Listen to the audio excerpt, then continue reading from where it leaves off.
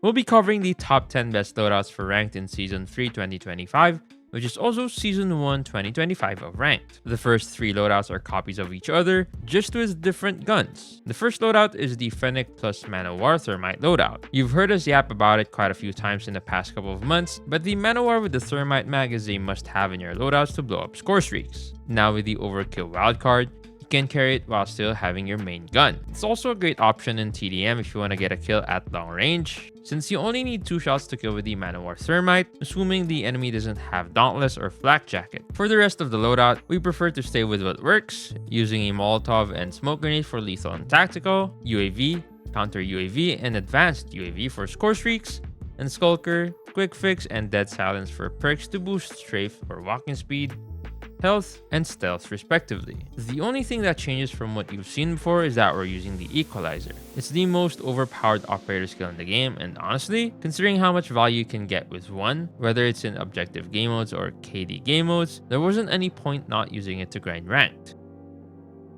As we mentioned, the first 3 loadouts are copies of each other. The second one features a USS-9, and the third one features a Type 19. A little note on the Type 19, in reality, it was a Peacekeeper, but we just threw in the Type 19 as a general idea. And important to mention, our researcher is not an AR player, so he prefers to keep something quite flexible as he's never going to be able to exploit an Odin correctly, for example. But for this triple loadout, basically any gun could work as a primary. We just wouldn't recommend a sniper, which we'll see why right now.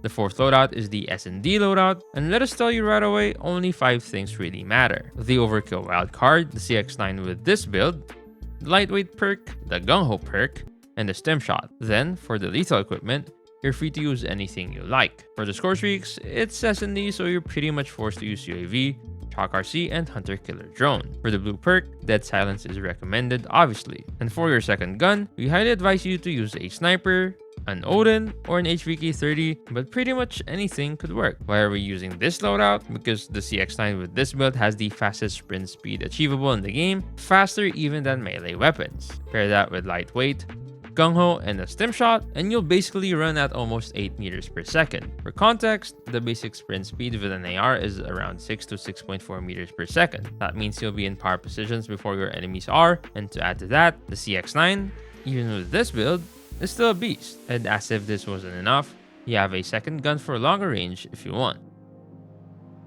The fifth loadout is mainly for TDM. The idea was simple. In TDM, snipers are incredibly strong, being fast isn't that useful, and having an SMG would be great to push key areas where you'd be quite disadvantaged with a sniper. So we went with an Overkill Sniper plus SMG setup. Here, I'm using a DLQ and a USS-9, but pretty much any combo would work. I'd recommend using an SMG and not an AR here because with a sniper, you can take fights from mid-range pretty confidently, which allows you more flexibility. For the lethal and tactical equipment, there's not much originality. For the perks, we're running amped because you might find yourself needing to swap quite often, generally in tricky scenarios, so that was the best answer, in our opinion. For the score streaks, we're running 3 low-cost ones, UAV, Chalk RC, and Hunter Killer Drone just like in S&D. And for the operator, we're running the Annihilator, as it was usually the most efficient in TDM. From now on, these are my main respawn loadouts.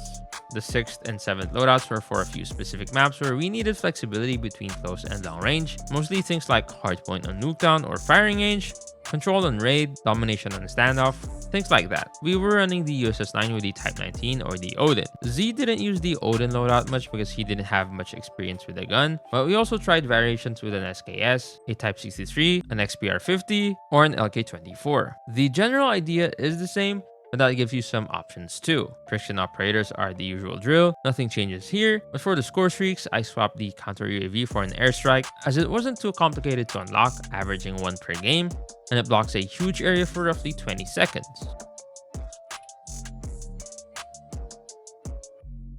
The 8th and 9th loadouts are closer to the usual loadouts we had in previous seasons. These are two basic USS 9 loadouts but with the perk Greed Red wildcard. One maximizes movement speed with lightweight and skulker, while the other maximizes burning damage resistance as well as operator charge rate. But because the rest is exactly the same as the loadouts before, we're just gonna give you a few pairs that work well. Flak Jacket plus Dauntless for burning or explosive damage reduction. Tactician plus Lightweight to pair with Gung Ho for double stim shot with Lightweight's passive sprint boost. Agile plus Lightweight on snipers and shotguns for increased movement speed and reduced sprint to fire delay. Restock plus Tactician for frequent tactical item use. Lightweight plus Iron Lungs on snipers for mobility and hard scoping. Any perk paired with fast recovery and quick fix in the second slot for better general health recovery. And if you have awful aim, anything plus pinpoint works, but I'd recommend you check our videos on how to improve your aim rather than using this perk.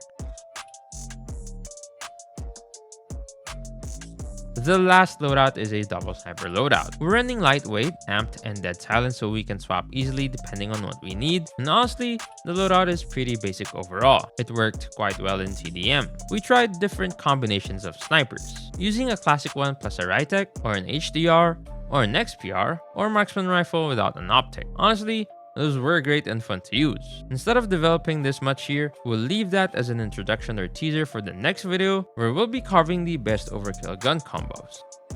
A few side notes. First, we didn't mention the two wildcards that allow you to carry two tactical or lethal items because we honestly don't think they really add much. Secondly, these loadouts were made by and for our researcher Zibros, being mainly an SMG or sniper player, so if you're more of an AR player, these loadouts might not suit you perfectly, but hopefully, you'll find some interesting loadouts even in that case. If you wonder if these really work, Z got top 106 in the Grandmaster Grind Race and top 130 in the Legendary Grind Race, so yeah, these work.